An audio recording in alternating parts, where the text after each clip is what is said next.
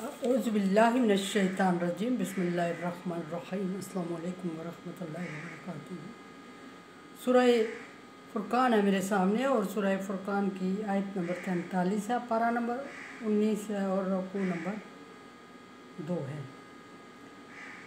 आयत नंबर 42 में अल्लाह तबारक व तआला ने मुनकरीन और मुशरिकीन कुफ़ार का एक नबी सल्लल्लाहु अलैहि वसल्लम के साथ किया जाने वाला मजाक ज़िक्र फरमाया और फिर उसकी वजाहत करते हुए फरमाया कि वक्त आने पे इन्हें पता चलेगा कि मजाक ये था कि ये नबी को देख के कहते हैं कि ये अपने आप को पैगंबर कहता है, इसका तो बस नहीं चला, नहीं तो हम सबको गुमराह कर देता। हम ही अपने मज़हब पर डटे रहे और इसका मुकाबला करते रहे, वरना इसने कोई कसर नहीं छोड़ी। अब नबी सल्लल्लाहु अलैहि वसल्लम को आगाह करते हुए अल्लाह तबारक व तआला फरमा रहे हैं कि नबी वक्त आने दो। वक्त कौन सा? अज़ाब का वक्त। जब इन पर अज़ाब आएगा तो उस वक्त इनको पता चल जाएगा कि आप गुमराह थे या ये गुमराह हैं, या आप गुमराह करना चाह रहे थे या हदायत देना चाह रहे थे इनको। फिर एक शख्स की मिसाल बयान फरमाई अल्लाह तबारक व तआला ने, और रायता एक शख्स की नहीं बल्कि ये सारे कुफ़ार की ही अल्लाह तबारक व तआला मिसाल बयान करते हुए फरमा रहे हैं कि रायता मन इत्तहज़ा इलाहु हवाहु इलाहु हवाहु। क्या आपने उस शख्स को देखा है कि जो अपनी ख्वाहिशात की पैरवी में लग जाता है? इससे मुराद सारे कुफ़ार और मुशरिकीन मुनकरीन हैं कि शैतानी ख्वाहिशात की पैरवी करने वाले, कि जिस तरफ शैतान उनको बुलाता है उस तरफ लग जाते हैं और शैतान के कहने पर ख्वाहिशात नफसानी, अपनी ख्वाहिशात जिस तरफ उनको जो मरगूब चीज़ लगती उसमें जायज़ नाजायज़ की तमीज़ भूल जाते और वो उसमें लग जाते और वो कर बैठते, और जब वो कर लेते तो कोई उनको मना करता तो वो कहते कि हम आखिरत को नहीं मानते। अल्लाह तबारक व तआला ने ये चीज़ें हमारे लिए दी हैं, सो हम इनसे फ़ायदा उठा रहे हैं। और फिर शैतान के बहकावे में आके हर नाजायज़ काम कर गुज़रते, क्योंकि शैतान ने जायज़ की तो उनको रास्ता दिखाना नहीं था, क्योंकि शैतान ने तो कसम खाई हुई है कि उनको नाजायज़ तरीके पे चलाएगा, गलत रास्ते पे चलाएगा, और गलत रास्ते पर चलने का नतीजा जहन्नम होगा, और जहन्नम के पास पहुंचा के वो उनको पीछे हट जाएगा और कहेगा मैं आपका ज़िम्मेदार नहीं हूँ, मैंने आपसे झूठ बोला था। अल्लाह तबारक व तआला का फरमान सच्चा था, नबी सच्चे थे, लेकिन उस वक्त चूँकि इंसान बेबस और मजबूर हो जाएगा और उसका बस नहीं चलेगा, वो कुछ कह नहीं पाएगा, वो कुछ कर नहीं सकेगा, सो वो पछताएगा और अपने आप पे लान तान करेगा और अल्लाह से फरियाद करेगा, लेकिन कुछ भी होने वाला नहीं होगा। ये ख्वाहिशात नफसानी पे चलने वाले लोगों का जिक्र हुआ। और इब्न अब्बास इसके बारे में फरमाते हैं कि जाहिलियत में ये दो दस्तूर था कि अरबियों को जब कोई खूबसूरत और सफ़ेद रंग का पत्थर गोल मटोल कोई इस तरह का बॉल टाइप पत्थर नज़र आ जाता तो वो उसको उठा लेते और फिर उसको इतना सजा संवर कर उसको सामने रख लेते और उसकी पूजा पाठ में लग जाते और उसको महबूद बना लेते। वो उनको खूबसूरत जो लगता था, चूँकि अरबियों का दस्तूर था कि उन्होंने मूर्तियाँ बनाई हुई थी, बुत तराशे हुए थे और पत्थरों से ही तराशे हुए थे, सो खूबसूरत पत्थर लगा और उसकी इबादत शुरू कर दी और उसको बना संवार के अपने खूबसूरत जगहों पे और मुक़द्दस जगह बना के उसको उसमें फ़िक्स कर दिया और उसकी इबादत में लग गए।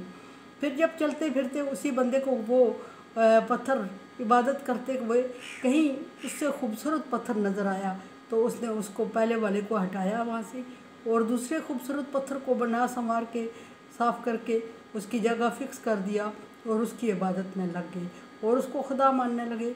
ये सिर्फ पत्थर ही की पूजा नहीं, बल्कि जो भी चीज़ उन्हें अच्छी लगती थी वक्ती तौर पे वो उसकी पूजा में लग जाते थे और किसी चीज़ को परमानेंट नहीं रखते थे इबादत में।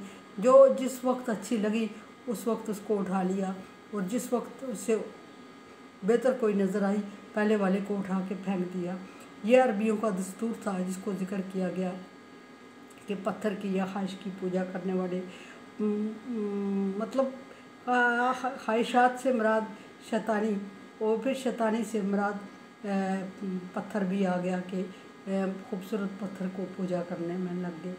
और मुख्तलिफ़ चीज़ें इसके अलावा उन्हें किसी को जो चीज़ अच्छी लगी उसने उसी को महबूद बनाया हुआ था। कोई पाबंदी नहीं थी, हर एक दूसरे के महबूद की अभी एहतराम करता था और अपने का ज़्यादा ही कुछ, और अपने महबूद की इबादत करते थे, दूसरे के महबूदों की भी का भी एहतराम करते थे। कोई किसी से किसी को सरोकार नहीं था कि कौन किसकी पूजा कर रहा है, हर एक अपने के लिए मखसूस होकर रह गया था। ख्वाहिशात पे पीछे चलने का ये मतलब है, जिसको जो चीज़ मुतासर कर गई उसके पीछे लग गया। फरमाया आगे कि अफ़ान तकून अलैहि वकीला, क्या आप सल्लल्लाहु अलैहि वसल्लम उस पर निगरान हैं, उसके ज़िम्मेदार हैं। मतलब ये कि आप सल्लल्लाहु अलैहि वसल्लम को ये बात कहने का मतलब ये है कि आप उसके ज़िम्मेदार हैं। मतलब ये कि आप सल्लल्लाहु अलैहि वसल्लम जब कुफ़ार की तरफ से तबलीग से मायूस होते और तरह तरह के ताने और तंज सुनते और कुफ़ार आपकी बात पे यकीन करने की बजाय, मानने की बजाय हट दर्मी करते और पीछे हट जाते और आप सल्लल्लाहु अलैहि वसल्लम को तौहीन-आमेज़ अल्फाज कहते, तो आप सल्लल्लाहु अलैहि वसल्लम दुखी होते। एक इस तरफ दुखी होते, दूसरा आप सल्लल्लाहु अलैहि वसल्लम चूँकि कबीला अरब के फर्जंद थे और आप सल्लल्लाहु अलैहि वसल्लम की ख्वाहिश ये थी, पैगम्बर थे, आप समझते थे कि सारे अरब वाले मोमिन हो जाएं और सारों की बख्शिश हो जाए और सारे मेरी बात मान लें, क्योंकि अंजाम आप देख रहे थे। और फिर अहले अरब आपके अपने भी थे, तो कौन चाहता है कि अपनों को आग में जलता देखे। सो आप थे भी रहमत लिल आलमीन, आप तो दुश्मनों को भी उस अज़ाब में जिसको आप सामने देख रहे थे, जो अल्लाह आपको बता रहा था, उस अज़ाब में दुश्मन को भी नहीं देख सकते थे। अरबी फिर आपके अपने थे, आप इस बात पे लालची थे कि सारे अरब मुझ पे ईमान ले आएँ और आखिरत के लिए निजात हासिल कर लें। लेकिन अल्लाह तबारक व तआला ने इस चीज़ को नबी सल्लल्लाहु अलैहि वसल्लम को वार्निंग दे के मना फरमाया कि ऐसा नहीं, मुमकिन नहीं है कि क्या तो समझता है कि ये सारे तुझ पे ईमान ले आएंगे, ऐसा मुमकिन नहीं है। ऐसे पहले भी पैगम्बर गुजरे हैं और इन्होंने सबको ठुकराया और तेरे कहने पे सब आ जाए, ये मुमकिन नहीं। आपने अपने ताई कोशिश जारी रखें, जिसके नसीब में ईमान लिखा होगा वो कबूल करेगा, जिसमें नहीं लिखा होगा आप उसके लिए बेख्तियार हैं।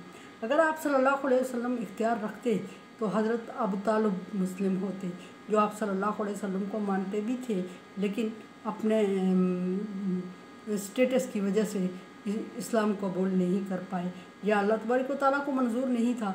सो ईमान वही लाएगा जिसको अल्लाह चाहेगा और जो नहीं लाएगा उसका हिसाब अल्लाह लेगा। आप सल्लल्लाहु अलैहि वसल्लम इसमें ज़्यादा लालची ना हो। कुरान समझे, देखे समझे और सब्सक्राइब करें और सदका जारिया में मेरा साथ दें। अल्लाह तबारक व तआला का हुक्म तावन अला बिर्रि व तक़वा, नेकी और भलाई के कामों में एक दूसरे से तावन करें। सो तावन करें, चैनल को सब्सक्राइब करें, शेयर करें और सदका जारिया में मेरा साथ दें। अल्लाह हाफ़िज़।